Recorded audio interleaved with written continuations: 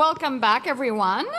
I want to thank our flavor discovery and sponsors, Exchange Tasting. Round of applause for our break sponsors.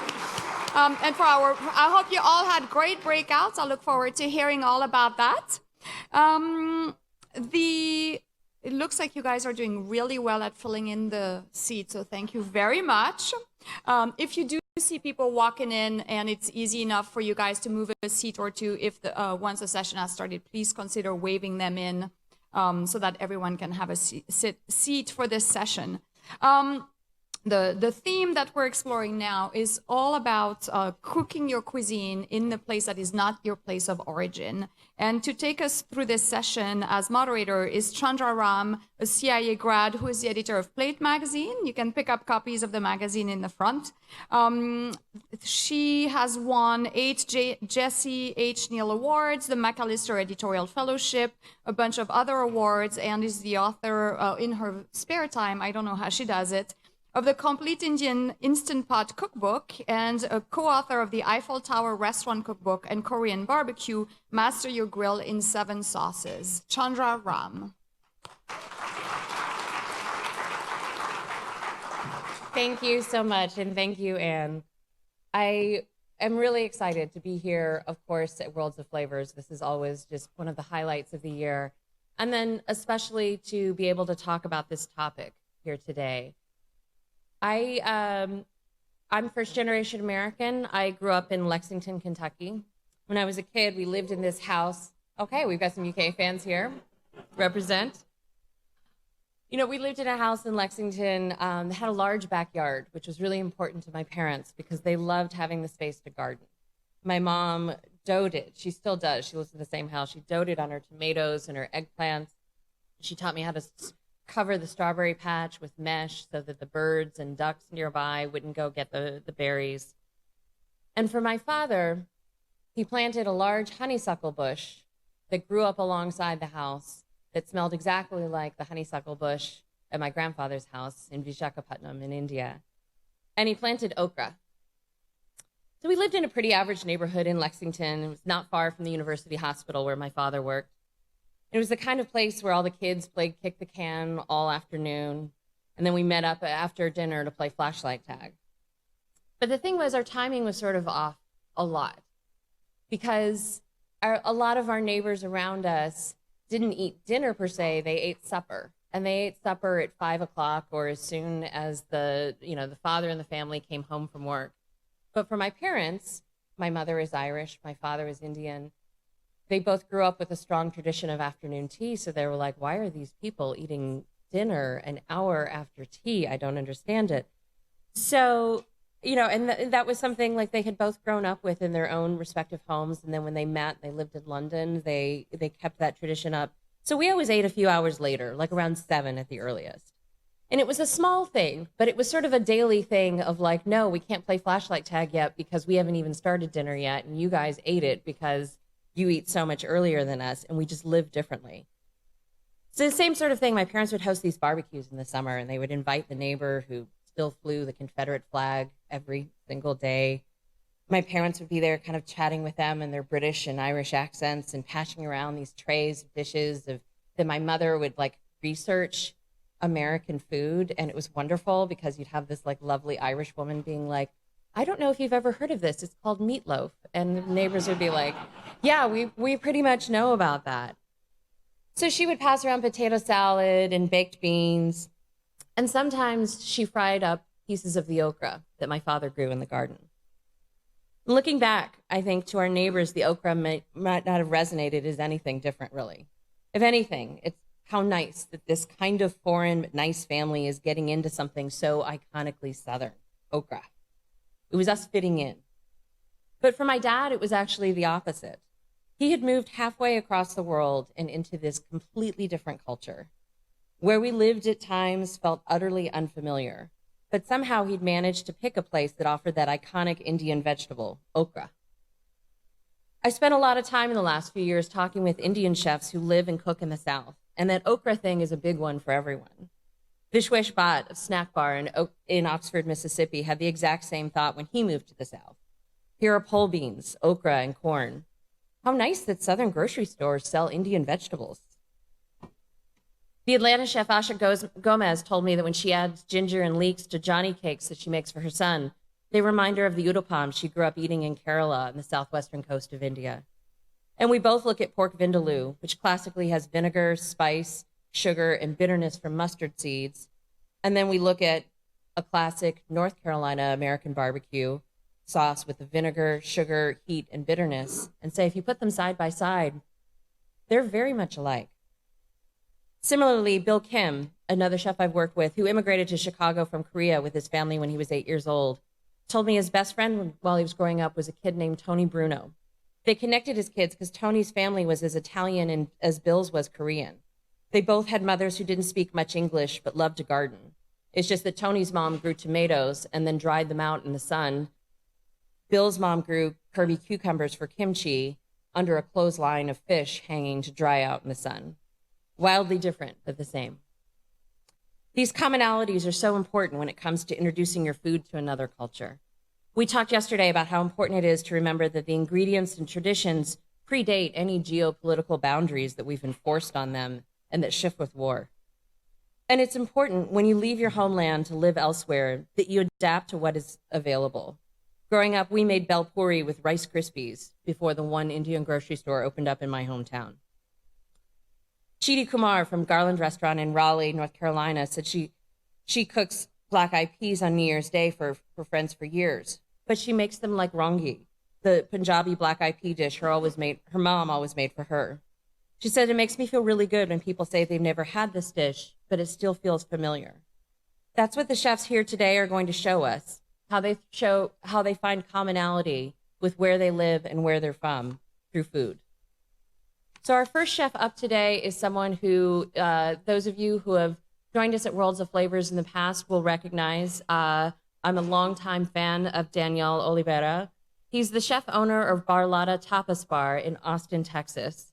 A native of Barcelona, he's been cooking in the US for the past 35 years, actually starting in Chicago where I live at some family-owned restaurants, then working for the Lettuce Entertain Us group before moving to San Francisco. There, he worked at Delfina, Zuni Cafe, Zazie, and Maltese Grill.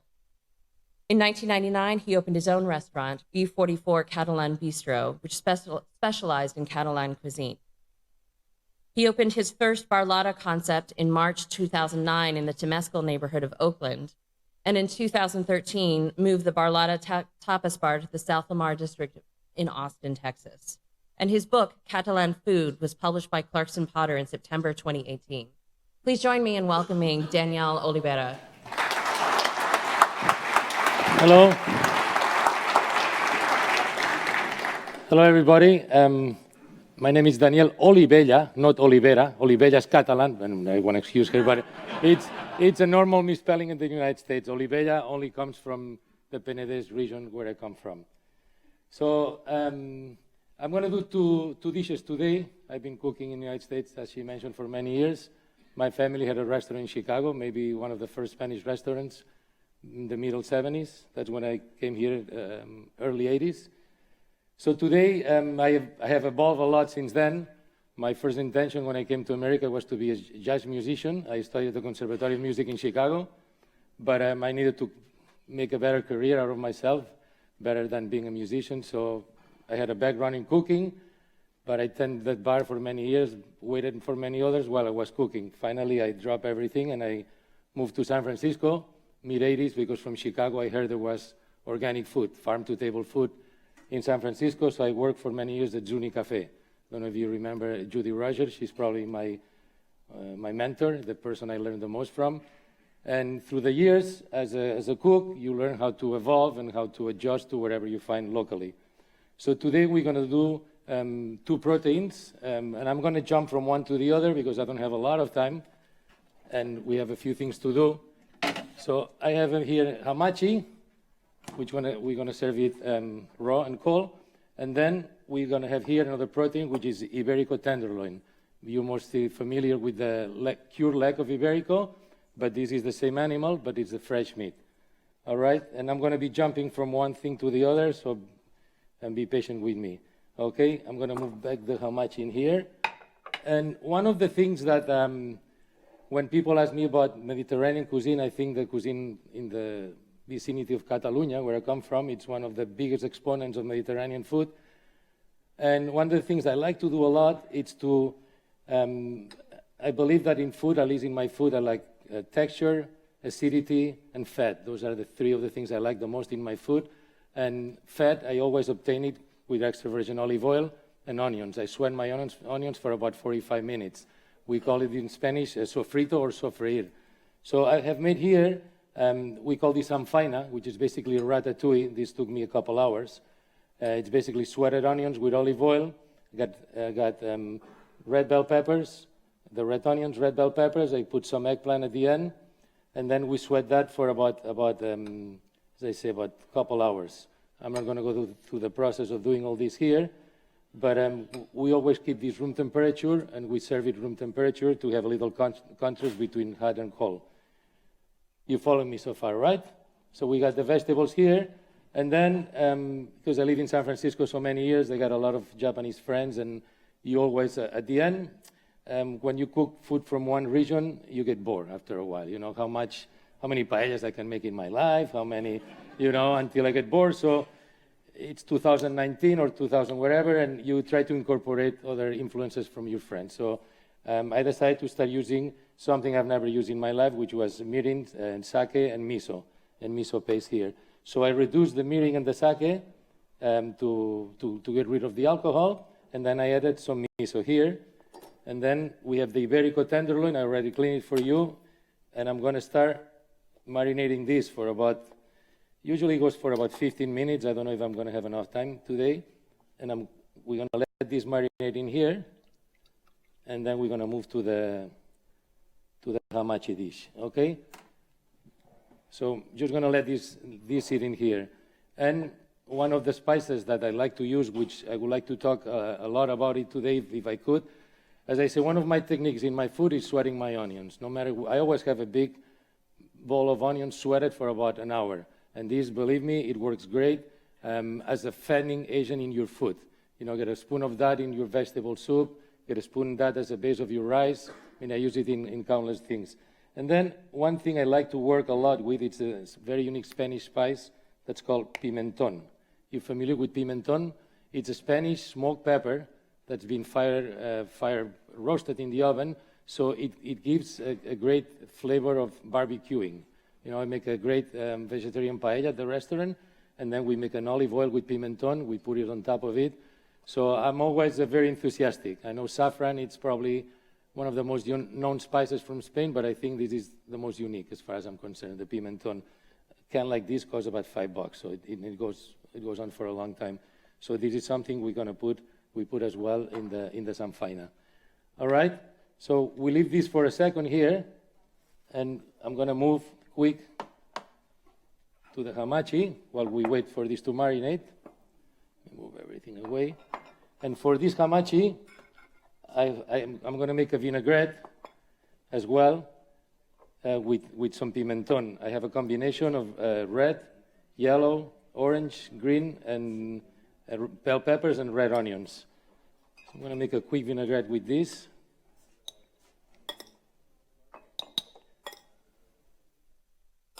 I'm going to move this away. I got some pine nuts, which is something very much utilized in my part of the world. Nuts, hazelnuts, almonds, pine nuts, and walnuts. Big part of the Mediterranean diet. I got some orange segments here. And then here, to bring a little Asian flavor, I have an Asian pear. I'm sure you're familiar with those here. And we're going to put a little bit of parsley picada, I use this as a base for my paellas, and blood orange vinegar, okay? I've seen a lot of raw dishes these days here, which I'm surprised, but it seems like it's becoming a big trend in America right now to serve a lot of raw fish. But yesterday, if you walk through the pavilion today, there was a lot of raw fish. Is that right? You saw a lot of it probably yesterday. With some of this, I'm going to put a little bit of pimentón. Spoon to mix it up.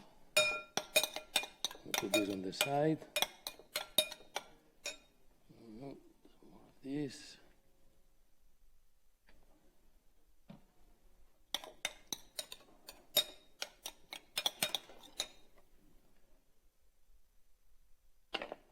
Oops.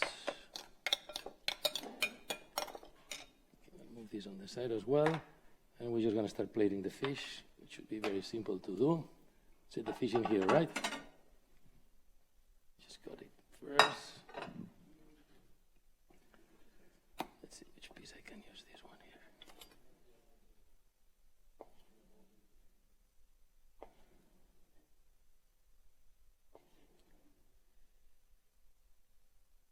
This is probably something I would never serve if I go back to Catalonia and cook there, because they probably would qualify me as non-Catalan chef. I mean, it is a great time. I have a lot of friends from Barcelona. I constantly go to Barcelona 2 or 3 times a year. It is a great time to cook in the United States, because I think people have very open palates in America because there is not a history of food. So that makes it for us chefs to have a lot of enjoyment working in America. I wish the food was affordable for everybody, my food, but unfortunately I only cook for 20% of the American population, because not everybody can afford going out. That's the sad part, I think. Anyway, I'm going to start putting some of this here with some orange segments, some of the Asian pear, and we'll go back to the marinating of the other dish in a second.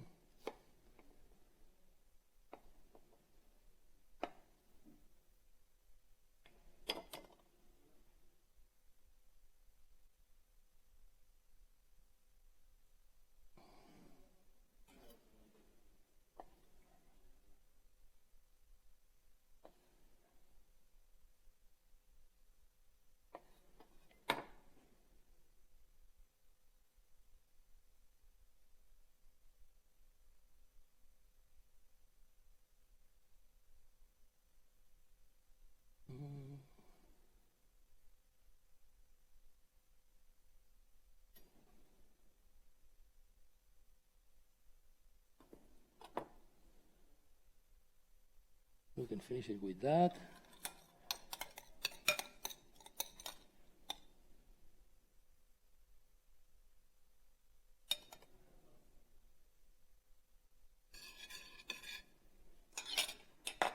Get some of that, a few pine nuts on top.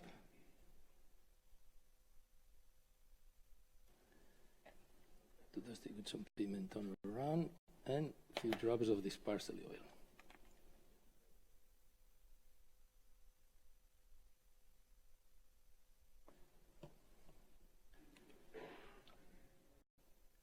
All right, this would be my version of maybe a Japanese Catalan infusion type of dish, okay? Very simple to make, okay? Here you go. Thank you very much. It could not be any easier to prepare that, as you saw. Okay, we got this here. So now we go back to a little more serious dish.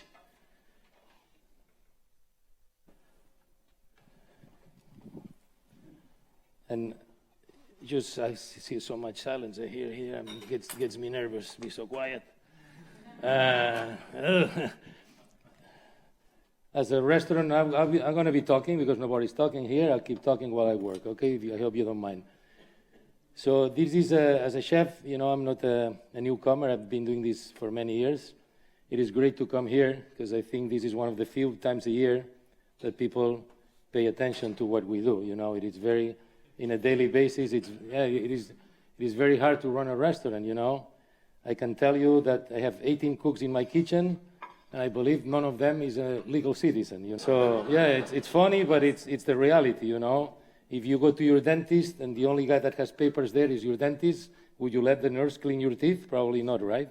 But you let illegal people cook your food. So it's a very surreal lifestyle, you know.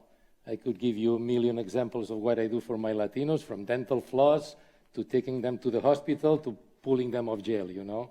So this is the reality of restaurant owners, and I like to talk, and chefs, and I like to talk about this because it's the reality, and I would love to see a change somehow for us and for the people who eat the food and for the people that come from Latin countries. So, oh, there's many examples, you know, and I might get out of my theme here, but let's talk about prostitution. Prostitution, is it legal? It's not legal. Do you find it? Yes, you find it. Do you see it? You don't see it. Okay? Drugs, are drugs legal? No.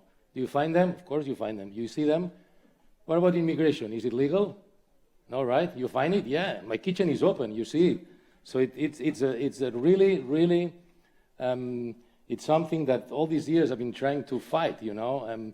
I have a restaurant that maybe we sell 1,700,000 a year, and it holds by the string of a hair, you know what I mean? Because it's surreal, honestly. It's the same. You fly on a plane, the only person that has papers is the pilot. Would you fly on that plane? Probably not, right? But yet, we allow all these people to cook our food. But anyway, just be conscious of that, you know, because I don't know how it's going to change in the United States, because it's getting harder and harder for us to find people that work in our kitchens. Fortunate, I speak Spanish, so that helps me to communicate with them. But it's something as I said, we're not going to change it, but I think it's good to be aware of that. And every time I'm lucky enough to get a student, a good qualified white kid, after 3 months they leave me, or girl. After 3 months they leave me because they know a lot and they think they know more than they know, and they get tired working on the sauté or the fryer. I mean, any given night you find me in the sauté or the fryer. I don't like to work the fryer. I've done the fryer enough. But you find me in the sauté or the paella station. Anyway, we have marinated thanks for sharing that with me. It's something I like to talk about it.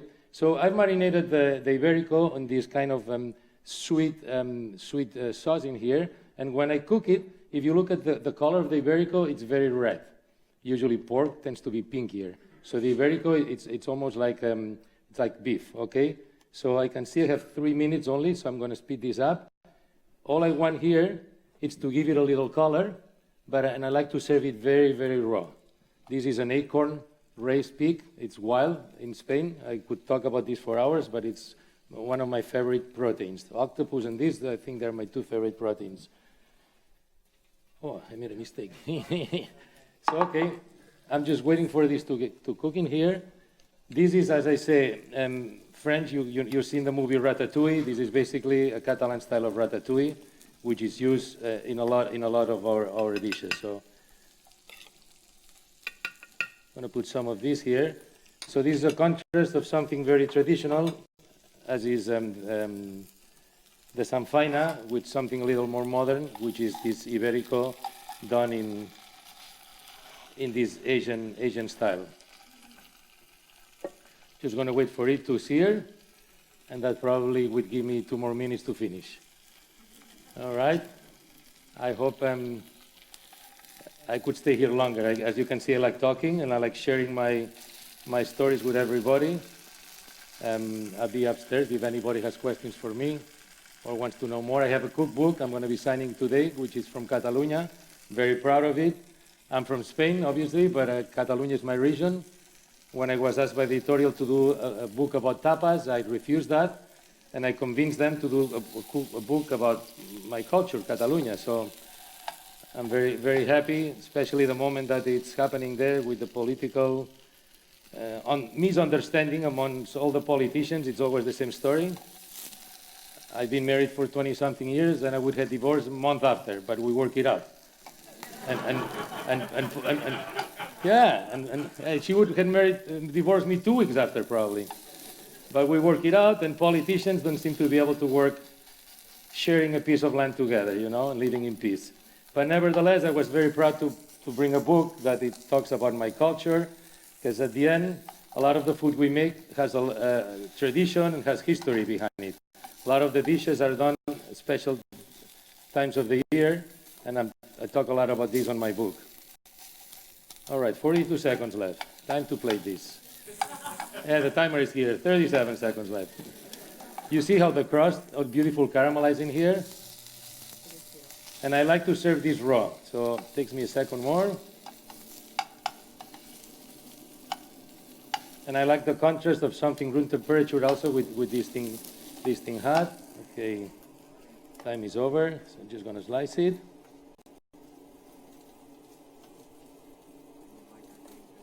Sorry? Can you bring them for me, please?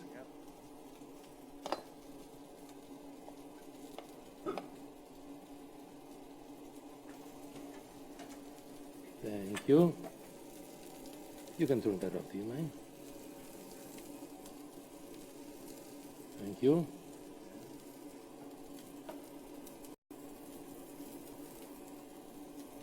See the beautiful red color from this? Little olive oil here. Some Maldon salt. Little bit of black pepper.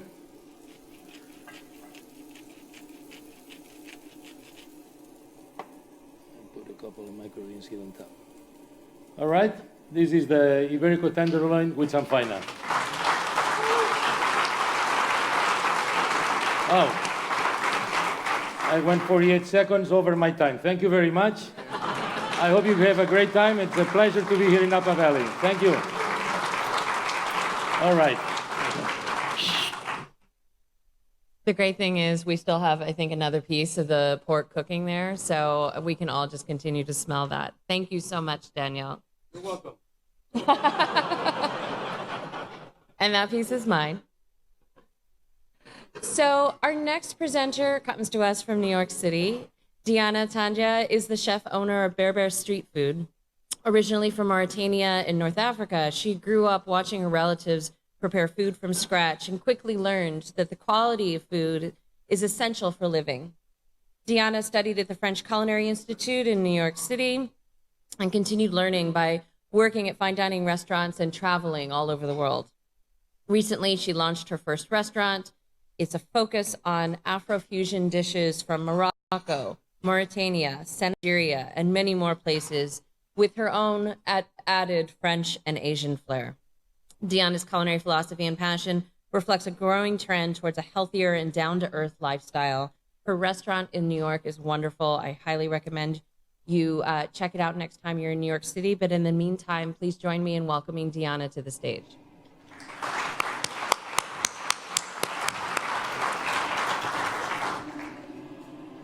Good morning, everyone. My name is Diana Tandia. I am the chef and owner of Berber Street Food. I'm originally from Mauritania, located in North Africa. I also live in Paris and in Senegal. And also I travel around the world, especially in Asia, focusing on street food.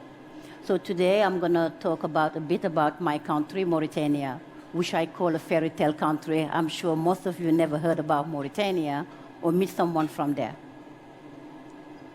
Okay, Mauritania is located in Northwest Africa, and our diet is very high in protein, especially lamb.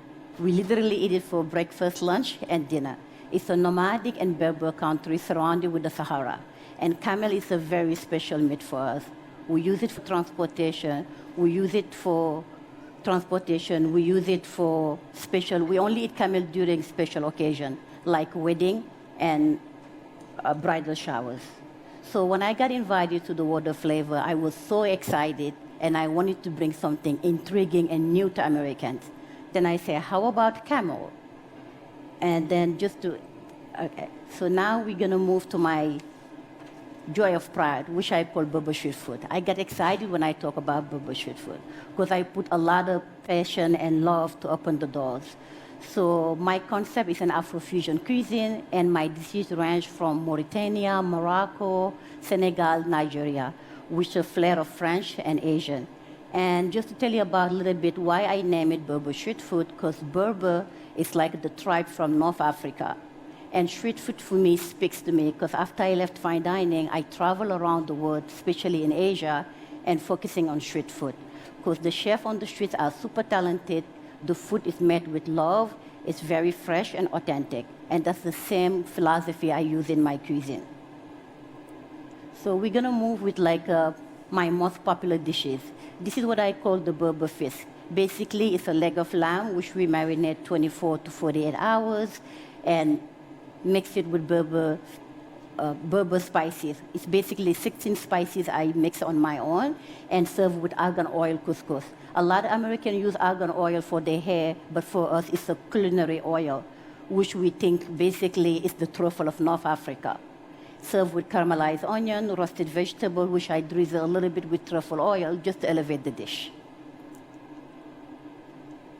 And now lamb kofta. Kofta is a very popular street food in North Africa. At young age, I watched my grandmother every Friday making kofta with her homemade harissa, which we'll talk about a little bit later. And the Marrakesh tangine, which is served with preserved lemon couscous. This is my time in Morocco, especially in Marrakesh, strolling around the Medina and going to the souk, which is an Arabic market, to buy spices. And to complement the dish, I finish it with the Moroccan mint hot tea. And the new kids on the block, which I call the camel burger. I get excited when I talk about it, because I just introduced it on my menu this fall, and it's been a big hit at my restaurant. And it's like a camel burger. And I say, why camel burger? Because that was the easiest way to introduce it to American, because burger is very familiar. And it's like harissa aioli. Everybody knows what is aioli, which is a Mediterranean garlic sauce. And harissa is basically the North African ketchup. And just to elevate the dish, it's served with lavender French fries. So right now, we're gonna move to a demo and talk about a little bit camel burger. So just to let you know about camel, why camel? Camel is like a very special meat. It's basically very, very low in fat. I highly recommend it to add camel on your diet. And it's so lean compared to beef and lamb. So what I do, I infuse the camel with the camel hump, which is made out of 100% clean, pure, tasty fat, which you can find anywhere. And just to bring the juiciness, I highly recommend camel should not be cooked more than like rare to medium rare to bring the juiciness. And usually the camel I got is from Australia, and the best camel is usually harvested between the age of 3 and 4. Because as he get like older, the camel meat gets very tough. So now we're gonna do a demo of the camel and talk more about Mauritania. Okay.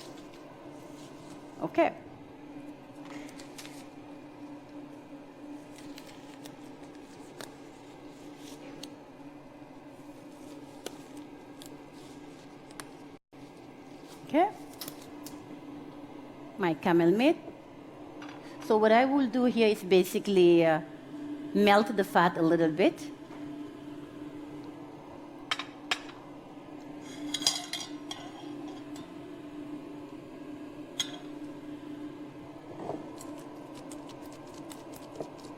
In the meantime, I will add my cilantro. We use a lot of like fresh herbs, especially with Mauritanian cuisine. Cilantro, parsley, tamari. I add a little tamari, which to bring a little bit of the Asian flavor.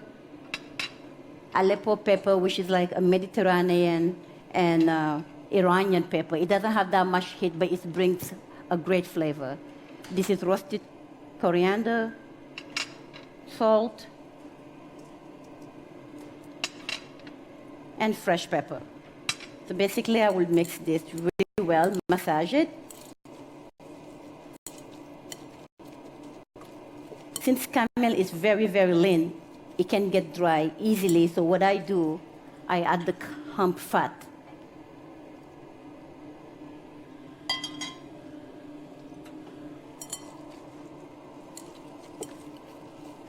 And mix it really, really well to bring the juiciness.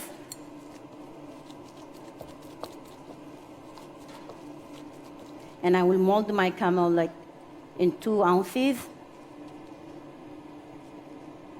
Just have a plate.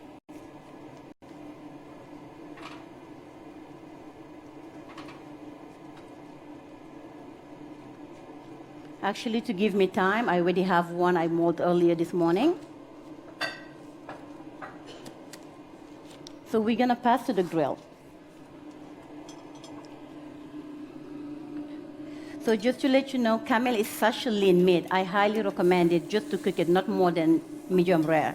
Actually, soon I'm gonna introduce like a camel tartare on my menu, which is very intriguing because the meat is so sweet and creamy. It's gonna be very easy to eat. Deanna, can you tell us how you source the camel meat? Actually, it took me a long time to find camel meat. So on my research, I find a guy actually who lives here in LA, but he got the meat from Australia. Oh, okay. Exactly. And then the camel, like, I'm very happy because the first one I ordered from another sourcer was, and I'm very happy because back home, the camel we eat is usually harvested between the age of 3 and 4. And we only use the leg. Oh, I see. Yeah. And so the what you're able to order from Australia is like it resembles I am the super quality of happy, meat. but I get the best cut, which is like the sirloin. It's very juicy, red, and doesn't have no fat. Because usually, if you see camel have a lot of fat, maybe they mix it with something because the meat is super, super lean. Okay. So to bring the juiciness, I use the hump. And the hump is a delicacy for us. We eat it during Friday morning with the liver. It's basically having a foie gras. Yeah. Are you going to introduce that to New York since Yes. they just banned foie gras? Definitely. That's my next plan. Camel tartare and followed by camel liver. It was kind of scary to make camel burger. I didn't know how people been. Today I'm here working. My sous chef is calling me, say, Chef, we sold out of camel burger. I said, there's no more camel left until I come back then. Okay. I'm happy with the medium rare. I will toss a little bit my bun. And we're going to talk about the harissa. Harissa is very, very personal to me because I watched at young age my grandmother making harissa from scratch. What we use basically is roasted pepper. We add a little bit of apple cider vinegar, cayenne, and we use tamarind dates to bring the sweetness. Tamarind date is amazing because it has a lot of fiber and it's very bold. And we use cayenne, coriander, a little bit of garlic, salt, and pepper, and we grind everything. So I'm going to mix it together.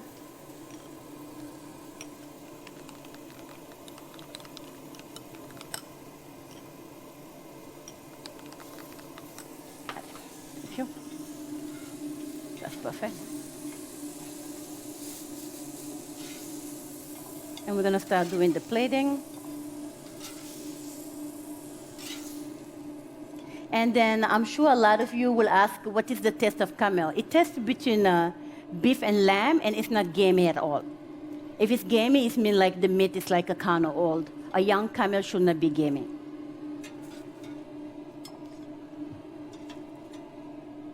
Okay.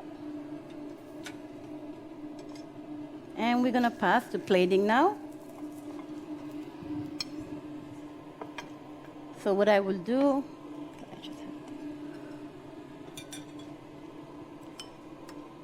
I'm just going to spread a little bit of harissa aioli. And basically, harissa aioli, if you mix it, it basically will give you a North African chipotle sauce. Thank you.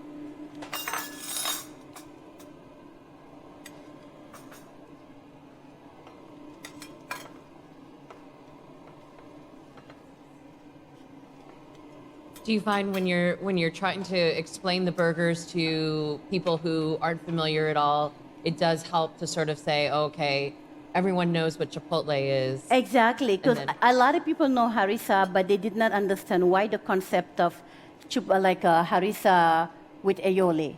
Aioli is a Mediterranean garlic sauce. Harissa is a North African ketchup. So if you combine them, that bring like a really good kick on the burger. Sure. And to elevate the dish, I will finish it, just to show a little bit of my fine dining touch, we will finish the dish with a little bit of chef black truffle.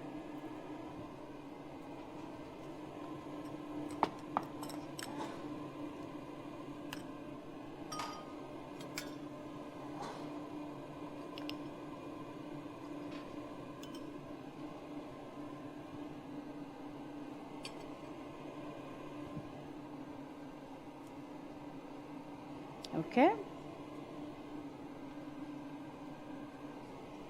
Hopefully when you go home, if you guys are chef, you will introduce like a camel burger on your menu.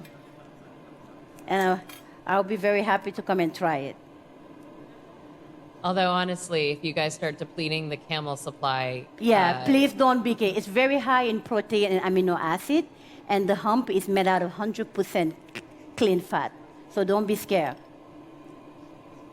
And so do you have to import the fat separately then? Yeah, the fat is separately. I wish like they can send it to me, not grind, but it's already grind. but back home it's like a block, which we cut and like make it like a skewers with the liver.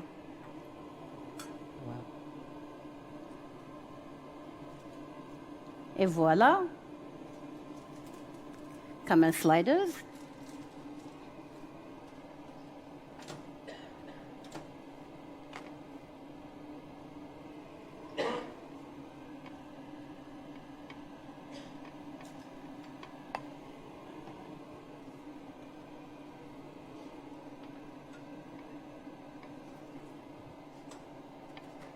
Okay, this is like my camel sliders served with harissa aioli and chef truffle. Thank you. It was such a pleasure to be here, and me coming from all the way down to Mauritania, going to school in New York. I grew up in a family which my dad is a diplomat, that's why I live in France. I came to New York, I didn't speak any English. So I was going to school and working as a waitress in fine dining. On my third year of college, I realized my passion was food. And when I tell my parents I wanted to be a chef, it was a big disappointment. I was going to say, like, you know, all of us have these parents who are like, I'm no, sure you like can kind of the relate to that. entire point was for you to be a doctor or a lawyer. Yeah, it was a big disappointment. Unfortunately, both of them passed away a couple of years, and I'm sure they're watching over me. I wish they were here today to see. I got invited to the World of Flavor, and I believe the best way to transport food is through culture. And I'm so excited and happy to be here to talk about my country and my cuisine. It's wonderful to have you. Thank you. You stay, I'll ask you the question. So what are some of the things, as you see, you know, as for you as a chef doing North African food in New York, and then now being on this trip, being out here in Northern California, are there any things in particular you've seen out here that are inspiring you? A lot. There's so many chefs I've been working in the kitchen, which I used to read their cookbook, or tell my husband, oh my God, I would love to meet them. So it's a dream come true today to work with Anna, to work with all these chefs in the kitchen and being next to them. They asking me questions, I asking them questions. So to me, it's dream come true. Being like a young chef from North Africa, opening my restaurant in the West Village, which is like a very hippie neighborhood in New York City. It's like a rich hippie neighborhood. Yeah, it's like a dream come true to me, and then hopefully I will make my parents proud right now. I didn't turn up to be a doctor or a diplomat, but I follow my passion. You're following your passion, and you're also doing, I think they, of course, would be proud that you're expressing your culture and you're sharing it with people who aren't familiar with it at all. My aunt last night told me, I talked to my aunt, and she said to me, thank you, because bringing camel burger was something big. I didn't know how the American audience will react to that. I was very scared. Mm-hmm. But to me, I feel like I get bored. I'm not the type of chef who wants to follow one road. And I wanted to bring something intriguing, and I'm not done yet, because I believe there's more to come. Very cool. Yeah. Well, thank you so much for sharing your talent with us.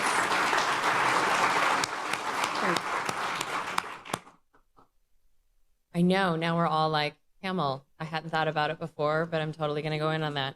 I'm really interested to see what she does with the livers, since, and if you can even call it foie gras in New York City after the recent legislation. But seeing these ideas kind of like come up to the surface at Worlds of Flavors is just part of the experience.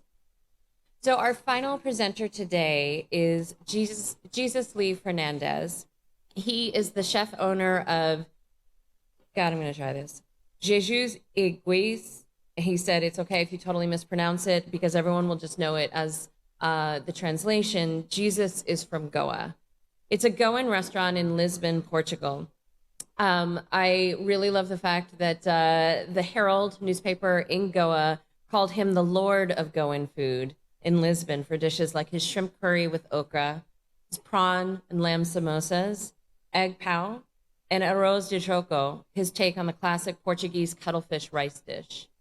He's cooking food that's full of bright flavors, that's aggressively seasoned, that is reflective of the very special nature of Goa. And if you, like me, were part of we're watching the Portuguese and Macanese chefs yesterday. You see how strong Portugal's influence is on cuisines around the world. But he reminds us that Goan food is not Indian and it's not Portuguese. So it's a complete synthesis. It's something separate all on its own. And he's joined us here today to talk to us about his own take on a burger. So please join me in welcoming JesusLee Fernandes. Hi guys. I'm a little bit nervous here out here. I'm not used to cooking for all these people. I'm always backstage. So I'm going to show you something what I created a few years back.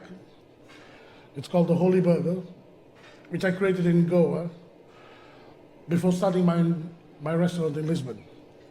Why did I start it in Goa? Because I'm the best critic of my food is my father. He doesn't know to cook at all, but he knows to eat and give a bit critic about it. So I was 2 years down in Goa for vacation with my mom. She's my god of food. I learned everything about food with her. And she was cooking in the kitchen while I was watching her out. So next day I thought of it, I'm going to do something different, but I'll give them to taste. So I took some minced meat and I blended it in a mixer with some fresh coriander. It's simple and easy, okay? Some turmeric powder.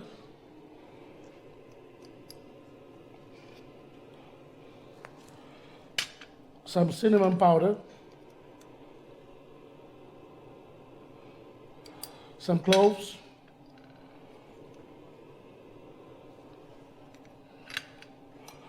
Some lime juice, a piece of ginger. Can I get a knife? Knife, please.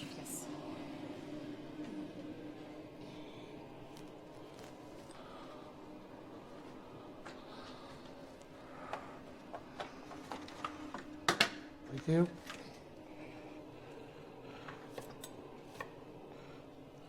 There's 2 pieces of ginger. Sorry. I'm a little bit nervous, I tell you guys. Some garlic. Some fresh tamarind, which gives the sour taste and the sweet taste to the meat also.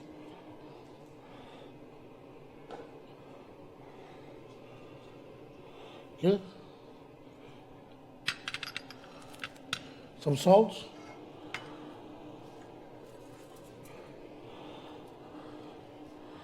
And some brown sugar to it.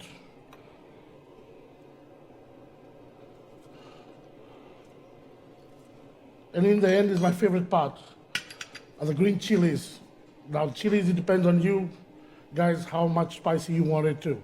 So I'm just going to use 2 of these. 2 of these and 1 of the big ones, which gives you a taste, okay? What kind of chilies? Like what sort of mix of chilies do you like to We have? call it the Indian chilies. The fine ones are the Indian chilies, which we always use in all our Goan food we use. And the big ones is just for taste. When you dry it, it gives you a very good flavor. Okay, there's no spiciness in it. It's only just the taste. So it's sort of like using that mix of like Thai Yeah. bird chilies for the heat and then The heat is the smaller ones, the smaller ones, yeah. which has more seeds in it. The more seeds are there, the more heat it is. And less seeds are there, more taste in it. Okay. So the big one has less seeds. Right. So Okay. like a Serrano or something like Yeah. that.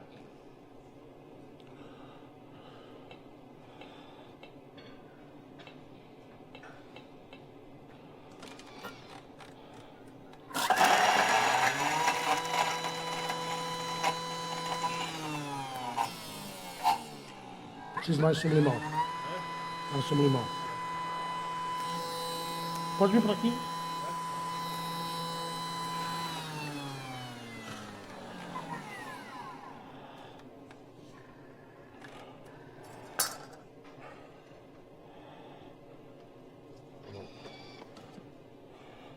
Pode pôr. Preciso da água. Não, também não pôs água. So just a little lemon in there for brightness. That's blended very well. I need some water. não é isso, árbitro. Água de tamarindo.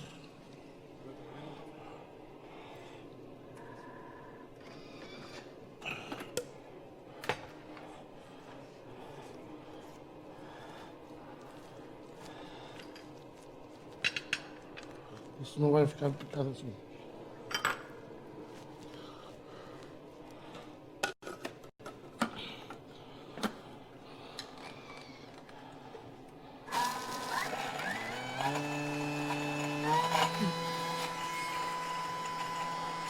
Já tá?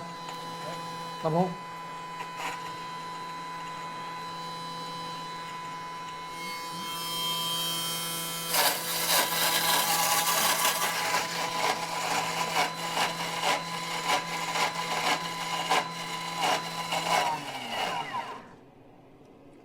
So, and that was tamarind water that you added Yeah, there? the more tamarind water you need to easy aids to blend. You see the green in color? Yeah, And add it to the that's meat. gorgeous. And I use my hands always because my mother always uses her hands. She says always it gives love to the food.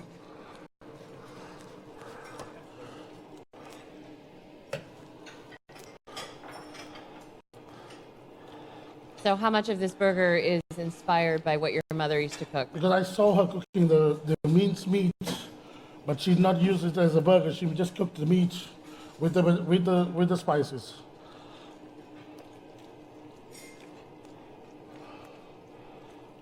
Yeah, my uncle said something about that once because in my cookbook I did vindaloo pork, but since I grew up in the South, I made it as like a pulled pork sandwich, and he was like, "Our generation did the larger plates. You guys put everything on buns and turn them One into thing burgers." I did not use a bread for the burger.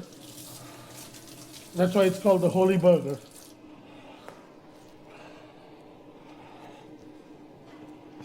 Onde é que está o óleo? É esse. So in the hot frying pan, just a little bit of oil.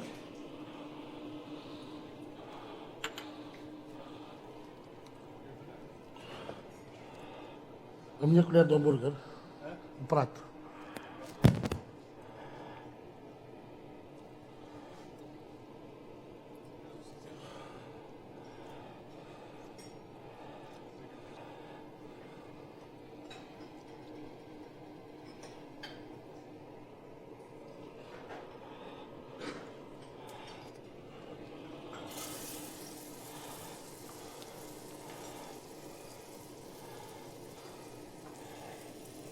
So when you're doing these for service, can you kind of like squeeze out? I see you're squeezing out some of the excess better- liquid. You do that in advance? Yeah, I always use my hands. It's better. And it's better if you keep the meat marinating for 2-3 hours. It will become more tastier. Okay. Okay? So you let it hold in the marinade for 2-3 hours, and then you can form the patties and kind of squeeze out the water. Water, yes, that's what.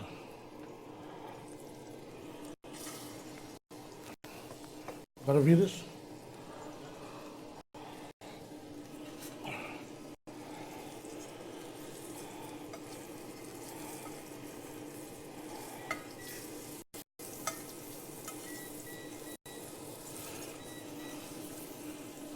Just for a few seconds.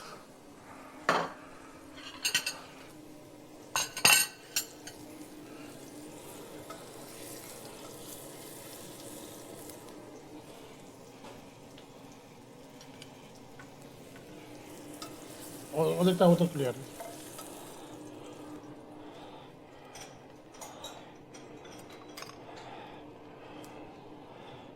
Deixa estar, já está aqui.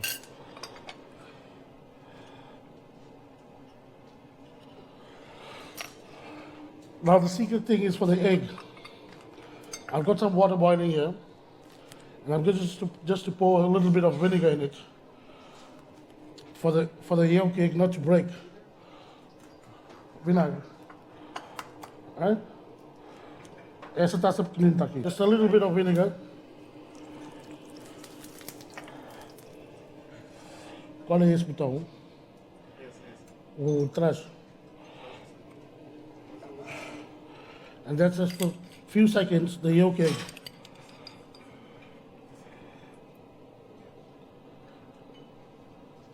You got to remove all the extra part.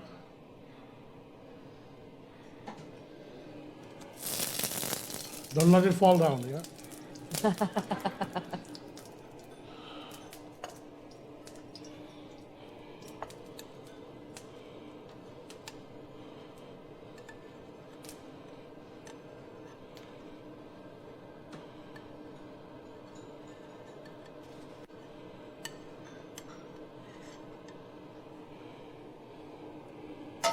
You're just doing a barely poaching it. Yeah, and just for a few seconds.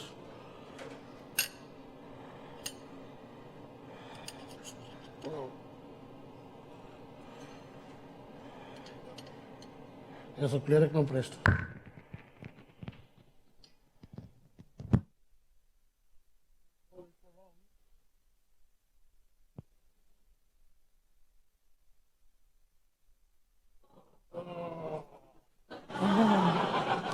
All right, start the clock over. We're going to start over again.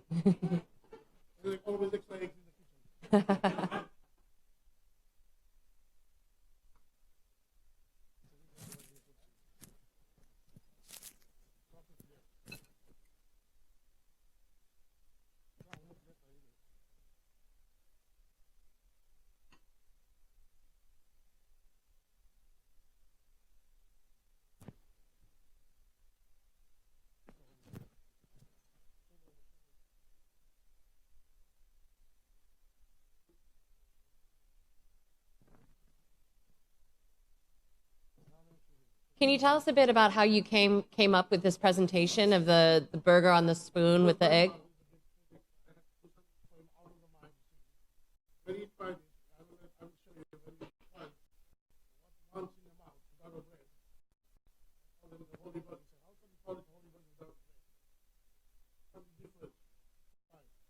So not having the bread makes it a holy burger.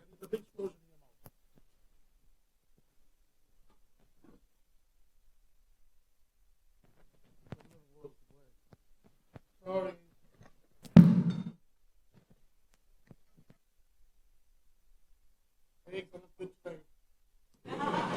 Everyone, the eggs are fighting back, as they will do. Any more eggs? Sorry, I don't have any more eggs. It's okay. So why don't we talk a bit? So tell me how you got to Lisbon. I'm sorry. You're fine. No.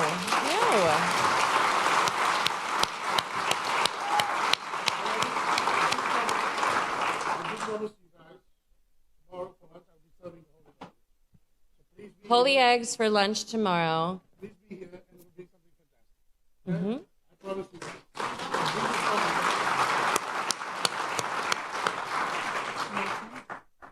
Can you tell us a bit though about how you got to Lisbon?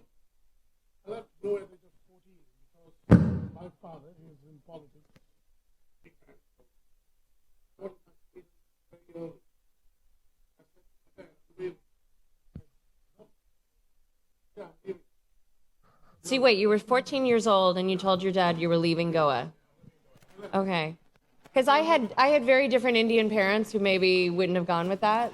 I know, my mother was shocked. She was not really about it. She did not accept it. But I said, I'm leaving. I came with the tourist, with a student visa. I arrived at the age of 14 at the airport and they were big Christmas. Are you sure you're 14? I said, it's written in the passport that I'm 14. So I left, I had to leave Goa, and I came to Portugal, and I started as a waiter in Portugal. And after 6 months, my father calls me up and he asked me, are you coming back to Goa? I said, no, Dad, I told you once, I'm not coming back. And I stayed, and I stayed, and I stayed, till I became a chef without a course. But, my mother was a teacher, she taught me everything on the phone. That's where I started. Okay.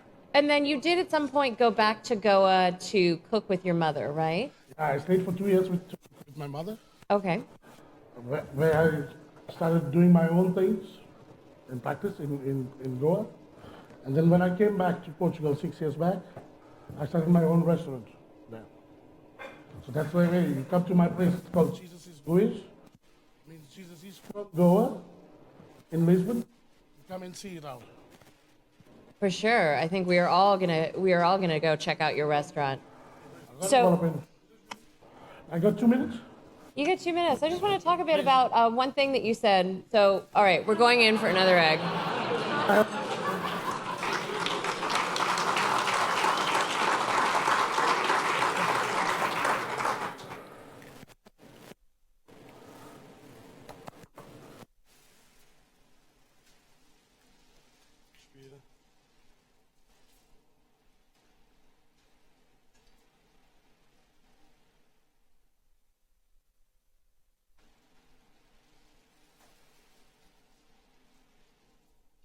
So while that's cooking, I'm curious because you have this big statement that you made.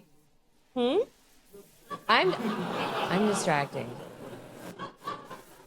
You're a chef. It's my job to do. No.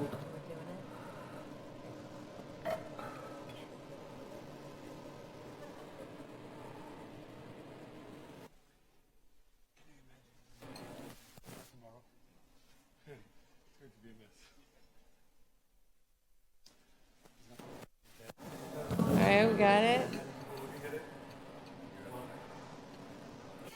All right.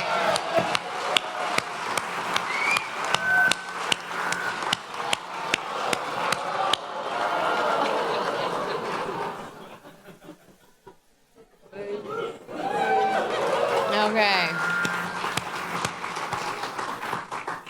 This has turned out to be the most emotional session I've ever done at Worlds of Flavors.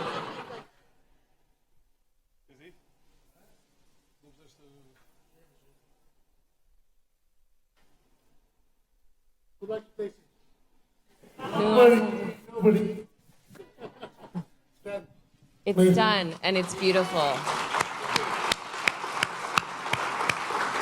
All right, I'm going to bug him backstage about more questions about Goan food. It's not Indian, it's not Portuguese, No, it's... Goan is not Indian, not Portuguese. No, Goan is a mixture of Indian and Portuguese. That's why many years back it was called Indo-Portuguese. The food name was called Indo-Portuguese because the Portuguese were ruling Goa for 500 years. So it's a mixture of Goan, Portuguese food and Indian food. It's a big twist. There are many dishes comes from originally from Portugal, which are really made in Goa, the similar way how it's done in Portugal was done before and still being done.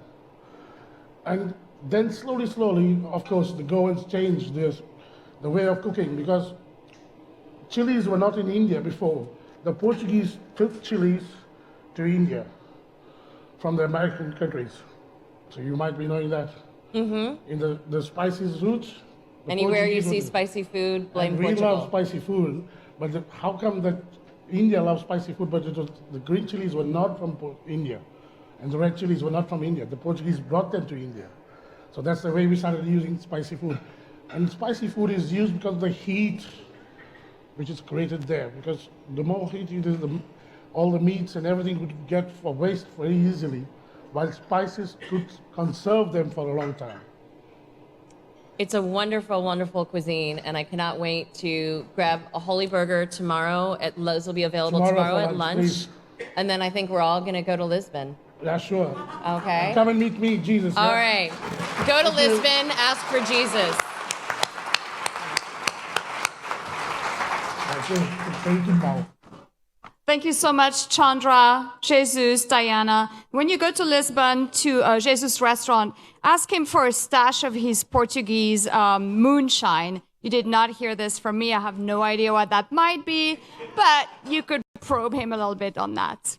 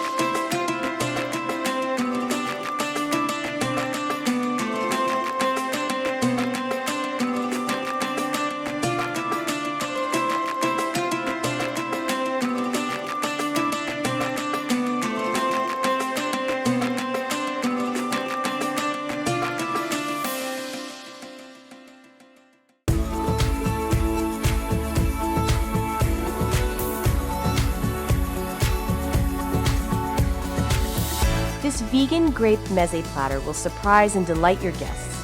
Here, marinated black grapes replace traditional olives, the falafel is stuffed with hidden grapes, and the tabbouleh is made with green grapes instead of cucumbers for a pleasing change. Let's start with the falafel. In a food processor, add the soaked raw chickpeas, onions, parsley, cilantro, salt, garlic, cumin, and baking powder. Process this until you have a mealy consistency. Add enough flour if needed so that the dough forms a small ball and no longer sticks to your hands. Refrigerate covered for at least an hour or overnight. With wet hands, form the chickpea mixture into balls about the size of walnuts and stuff 2 halves of red grapes in the middle. When you're ready to serve, heat 3 inches of oil to 375 degrees Fahrenheit in a deep pot or wok and fry the falafel balls until they are golden brown. Next, let's make the baba ganoush. Place the eggplants on a hot grill and char them on all sides until they are very tender. Allow the eggplants to cool. Scoop the flesh out of the charred skin and then place the eggplant, tahini, garlic, grapes, lemon juice, olive oil, salt, pepper, and yogurt in a food processor and puree until smooth. Chill until ready to serve. Now, for the marinated black grapes, heat an oven to 450 degrees Fahrenheit. Place the black grapes on a lined sheet pan and roast for 3 minutes. Remove and cool the grapes down to room temperature. In a mixing bowl, combine the rosemary, parsley, garlic, red pepper flakes, olive oil, and salt. Toss with the roasted black grapes. Lastly, I'm making the tabbouleh with a twist. I'm swapping the traditional cucumbers with green grapes. Serve this Mediterranean platter as a fun, shareable appetizer. Find this recipe and more on ciaprochef.com/grapes.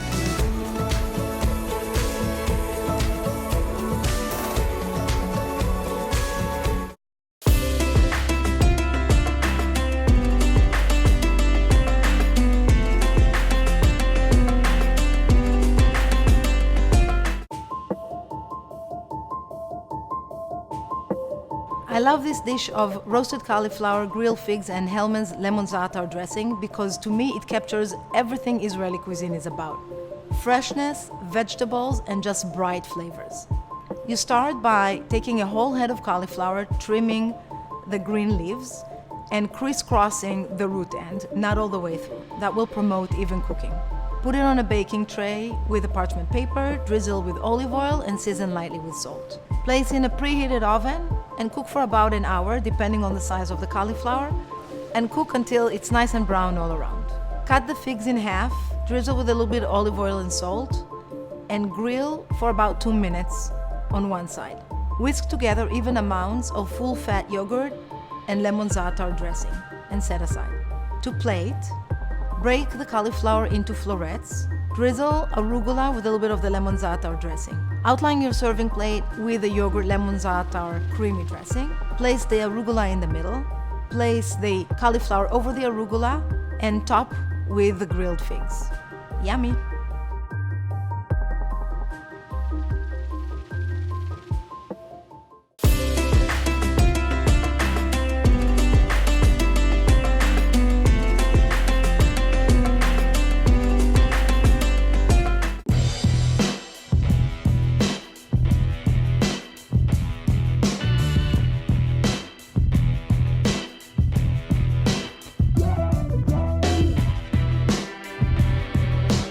Here's a delicious vegetarian twist on bao, using tea-smoked watermelon in place of the traditional pork belly. Compressing the watermelon gives it the perfect texture to stand in for the protein in this dish. Start by preparing the watermelon. Peel the skin off, remove the rind, and cut the rind into a julienne using a mandolin.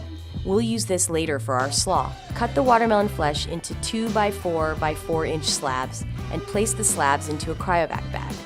Season the slabs with soy sauce and 5-spice powder in the cryovac bag. These slabs have been compressed in a vacuum sealer at 99%. Now we're going to smoke our watermelon. To make a smoker, line the inside of a pot or a pan smoker with aluminum foil.